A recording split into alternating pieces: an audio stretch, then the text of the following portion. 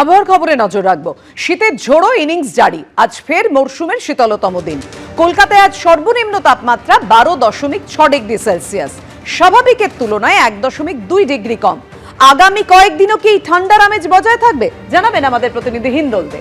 হিন্দল,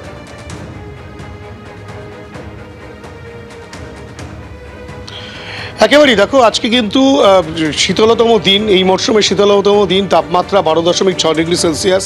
এবং আগামীকালও কিন্তু এই যে আবহাওয়া রয়েছে, এই শীত কিন্তু অনুভূত হবে। যদিও আগামীকালের পর থেকে কিন্তু ধীরে ধীরে তাপমাত্রা খানিকটা বৃদ্ধি পাবে ঠিকই, কিন্তু যে শীতের আমেজ, সেই শীতের আমেজ থেকে এখনই কিন্তু কলকাতাবাসী বা রাজ্যবাসী বঞ্চিত হবে না, কেননা শীতের আমেজ কিন্তু থাকবে। এই যে কনকনে শীত যেটা অনুভূত হচ্ছে, গত শুক্রবার শনিবার 12 ডিগ্রির কাছাকাছি তাপমাত্রা ছিল, আজও কিন্তু 12 ডিগ্রির ঘরে সেই তাপমাত্রা কিন্তু আগামীকালও থাকবে এবং তারপরে ধীরে ধীরে তাপমাত্রা বাড়বে। এবং তুমি দেখতেই পাচ্ছ কলকাতা সহ রাজ্যের বিভিন্ন জেলায় সেখানে কিন্তু মানুষ একেবারে কনকনে শীত রীতিমতো উপভোগ করছেন। জাঁকিয়ে শীত যেটা পড়েছে, সেই শীত থেকে বাঁচার জন্য কিছু কিছু জায়গায় বিক্ষিপ্তভাবে দেখাও যাচ্ছে যে কোথাও কাঠ জ্বালিয়ে, কোথাও আগুন জ্বালিয়ে কিন্তু সেই আগুনের উত্তাপ তারা নিচ্ছেন। তার পাশাপাশি কুয়াশাও রয়েছে বিভিন্ন জেলায়, কলকাতাতেও বিভিন্ন জায়গায় কুয়াশা রয়েছে এবং এই তাপমাত্রা যদি খানিকটা বৃদ্ধি পায় সেক্ষেত্রে কিন্তু কুয়াশাটাও বৃদ্ধি পাওয়ার সম্ভাবনা রয়েছে। এবং এই যে শীতের আমেজ কিন্তু উপভোগ করছেন রাজ্যবাসী, সেই শীতের আমেজ কিন্তু এখনও পর্যন্ত থাকবে। যদিও আজকে যে শীতলতম দিন এ মরশুমের 12.6 ডিগ্রি সেলসিয়াস হচ্ছে, সেটা আগামীকাল থাকলেও ধীরে ধীরে তাপমাত্রা খানিকটা বৃদ্ধি পাবে এবং পরবর্তী ক্ষেত্রে কিন্তু তাপমাত্রা কী পর্যায়ে পৌঁছবে আলিপুর আবহাওয়া দপ্তর পরবর্তী বক্তব্যে সেইটা স্পষ্টভাবে জানাবে। কিন্তু এই শীতের আমেজ কিন্তু আরও বেশ কিছু দিন থাকবে, সেটাই কিন্তু আলিপুর আবহাওয়া দপ্তর স্পষ্টভাবে জানাচ্ছে। ধন্যবাদ তোমায়। 3 দিনের সফরে কলকাতায় অমিত শাহ বিমানবন্দরে নেমেই বৈঠক করতে পৌঁছে গেলেন বিজেপির সল্টলেকের পার্টি অফিসে। সূত্রের দাবি, বৈঠকে মতুয়া ইস্যু থেকে এসআইআর নিয়ে আলোচনা হয়েছে। আগামী 2 দিন কলকাতায় ঠাসা কর্মসূচি রয়েছে অমিত শাহ। এসআইআর পর্ব শুরু হওয়ার পর প্রথমবার রাজ্যে এলেন কেন্দ্রীয় স্বরাষ্ট্রমন্ত্রী অমিত শাহ। সূত্রের দাবি, দলীয় নেতৃত্বের সঙ্গে বৈঠকে মতুয়া ইস্যু নিয়ে তার বিস্তারিত আলোচনা হয়েছে। মঙ্গলবারের সাংবাদিক বৈঠকে শান্তনু ঠাকুরকে থাকতে বলেছেন অমিত শাহ। এর পাশাপাশি এদিনের বৈঠকে আলোচনা হয়েছে এসআইআর নিয়েও। এসআইআর চলাকালীন রাজ্য নেতৃত্বকে সজাগ ও সতর্ক থাকতে বলেছেন অমিত শাহ। আর পশ্চিমবঙ্গে পা রাখার কয়েক ঘন্টা আগে পড়শি রাজ্য অসমে দাঁড়িয়ে ইঙ্গিতপূর্ণভাবে অনুপ্রবেশ নিয়ে বার্তা দিয়েছেন অমিত শাহ।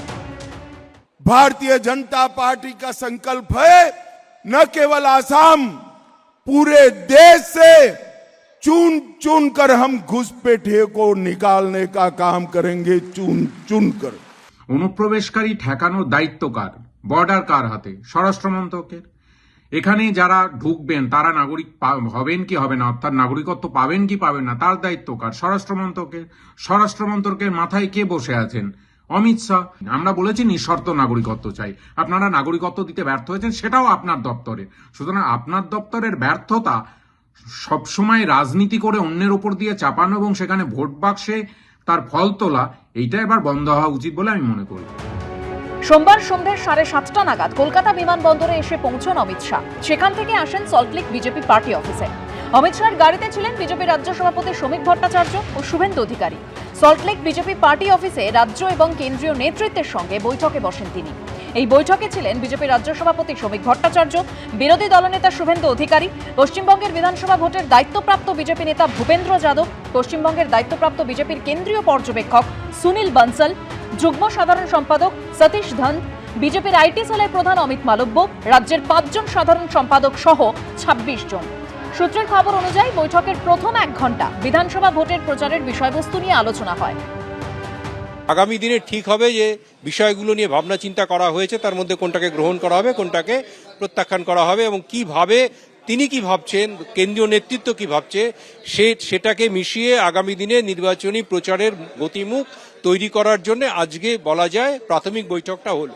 সোশ্যাল মিডিয়াতে ভারতীয় জনতা পার্টি সবসময় জোর দেয়, নতুন তো কিছু নয়, সোশ্যাল মিডিয়া অবশ্যই জোর দেয়। অমিত শাহের যাতায়াত তো নতুন নয়, উনি তো ভোট এলেই এ রাজ্যে ডেলি প্যাসেঞ্জারি করেন। নরেন্দ্র মোদী, অমিত শাহ, এরা তো ভোট এলেই ডেলি প্যাসেঞ্জারি করেন। আরো সব কারা কারা আসেন দিল্লি থেকে বা সারা ভারতের বিজেপি নেতৃবৃন্দ। নিট রেজাল্ট, বাংলার মানুষের দ্বারা ভারতীয় জনতা পার্টিকে প্রত্যাখ্যান। আগামী দুদিন কলকাতায় একগুচ্ছ কর্মসূচি রয়েছে অমিত শাহ। মঙ্গলবার দুপুরে সাংবাদিক বৈঠক করবেন তিনি। সাংবাদিক বৈঠকের পর ইকো পার্কের পাশে একটি 5 তারা হোটেলে আরএসএস এর সমন্বয় বৈঠকে যোগ দেওয়ার কথা কেন্দ্রীয় স্বরাষ্ট্রমন্ত্রীর। এর পাশাপাশি ওই দিনই দলের কোর কমিটির সঙ্গে বৈঠক রয়েছে তাঁর। বিজেপি সূত্রে খবর, বুধবার ঠনঠনিয়া কালীবাড়িতে যাবেন অমিত শাহ। বুধবারই সায়েন্স সিটিতে কলকাতার সমস্ত বুথ কর্মীদের নিয়ে বৈঠক করবেন কেন্দ্রীয় স্বরাষ্ট্রমন্ত্রী। দীপক ঘোষ ও কৃষ্ণেন্দু অধিকারীর রিপোর্ট, এবিপি আনন্দ। বিএলএ 2-কে ঢুকতে না দেওয়ায় চুঁচুড়ায় 2 ঘন্টা এসআইআর শুনানি বন্ধই করে দিলেন তৃণমূল বিধায়ক অসিত মজুমদার। শুনানি বন্ধে অসিত মজুমদারের পাশেই দাঁড়িয়েছে তৃণমূল। ধনেখালিতেও শুনানি বন্ধ করে দেন তৃণমূল বিধায়ক অসীমা পাত্র। সিইও দপ্তরের তরফে শুনানি কেন্দ্রের নিরাপত্তা নিশ্চিত করতে রাজ্য পুলিশের ডিজি ও পুলিশ কমিশনারদের নির্দেশ দেওয়া হয়েছে বলে সূত্রের খবর। একই সঙ্গে স্পষ্ট জানিয়ে দেওয়া হয়েছে, শুনানি কেন্দ্রে বিএলও, ইআরও, এইআরও ছাড়া কেউ থাকবেন না। তাহলে বিএলও 2-তে যখন ঢুকতে দিচ্ছে না, হিয়ারিং বন্ধ করে রেখেছি। পুরো 3টে বিধানসভার হিয়ারিং বন্ধ করে দিয়েছি। রবিবার এসআইআর ইস্যুতে বিএলএ 2-দের নিয়ে ভার্চুয়াল বৈঠকে অভিষেক বন্দ্যোপাধ্যায় বিএলএ 2-দের শুনানি পর্বে উপস্থিত থাকার নির্দেশ দিয়েছিলেন বলে সূত্রের খবর। তারপর 24 ঘন্টাও কাটল না। বিএলএ 2-কে ঢুকতে না দেওয়ায় চুঁচুড়ায় 2 ঘন্টা এসআইআর শুনানি বন্ধই করে দিলেন তৃণমূল বিধায়ক অসিত মজুমদার। যে বিএলও 2-রা থাকতে দেবে না, সেটা লিখিত দিচ্ছে না। সে দিচ্ছে না বলে হিয়ারিং বন্ধ করে দিয়েছি। আমি বিডিওকে বলেছি, এসডিওকে বলেছি, বিএলও 2-রা থাকবে, আর বিএলও 2-রা থাকতে পারবে না। তুমি লিখিত দাও, আমরা চলে যাব। সোমবার সকালে চুঁচুড়া মগরা পঞ্চায়েত সমিতির প্রশাসনিক ভবনে যান তৃণমূল বিধায়ক অসিত মজুমদার। সেখানে তখন চুঁচুড়া, সপ্তগ্রাম ও বলাগড় বিধানসভা কেন্দ্রের শুনানি চলছিল। বিএলএ 2-কে শুনানিতে থাকতে দিতে হবে, এই দাবি তোলেন তৃণমূল বিধায়ক অসিত মজুমদার। খবর পেয়ে আসেন বিডিও ও পুলিশ। খবর যায় নির্বাচন কমিশনে। মুখ্য নির্বাচনী আধিকারিক জেলা নির্বাচনী আধিকারিককে নির্দেশ দেন দ্রুত শুনানি শুরু করতে। 2 ঘন্টা পর ফের শুনানি শুরু হলেও ফের তা বন্ধ করে দেওয়ার হুঁশিয়ারি দেন চুঁচুড়ার তৃণমূল বিধায়ক। আমরা বলেছি বিএলও 2-রা থাকবে না, আমাদের লিখিত দিন। তারা লিখিতও দিচ্ছে না। তার মানে যেটা করছে এটা বেআইনি, এটা জমিদারি। এই জমিদারি তো বাংলায় চলবে না। বিএলও 2-দের যদি থাকতে না দেয়, কালকে আমরা আবার একই জিনিস করব। ইলেকশন কমিশনের উচিত ওর বিরুদ্ধে এফআইআর করা এবং যে যে জায়গায় আসানসোল সহ যেখানে যেখানে এই ঘটনা ঘটছে কেন্দ্রীয় বাহিনী মোতায়েন করা। এদের একমাত্র লাঠি ঔষধ ছাড়া অন্য কোনো ঔষধে এরা কাজ করবে। শুনানি বন্ধে অসিত মজুমদারের পাশেই দাঁড়িয়েছে তৃণমূল। আপনি যদি আমাদের বসাতে দিতে না চান, আপনাকে নোটিশ করতে হবে অফিসিয়ালি। আপনি অর্ডার করুন অফিসিয়ালি। দরকারে সেই অর্ডারকে চ্যালেঞ্জ করতে আমরা কোর্টে যাব, কিন্তু আপনি অর্ডার করবেন না আর আমার বিএলও 2-কে অ্যালাউ করবেন না, দুটো হবে না। অসিত মজুমদার যে হিয়ারিং বন্ধ করে দিলেন, সেটা কি আপনারা মনে করছেন যে সেটা ঠিক হয়েছে? 100 বার গণতান্ত্রিক অধিকার রক্ষার জন্য অসিত মজুমদার গেছিল। অন্যদিকে হুগলিরই ধনেখালিতে বিএলএ 2-কে ঢুকতে না দেওয়ায় শুনানি বন্ধ করে দেন তৃণমূল বিধায়ক অসীমা পাত্র। যেখানে বিএলএ 2 অ্যালাউ করেছে সেখানে কাজ চলছে, যেখানে বিএলএ 2 অ্যালাউ করেনি সেখানে কাজ বন্ধ।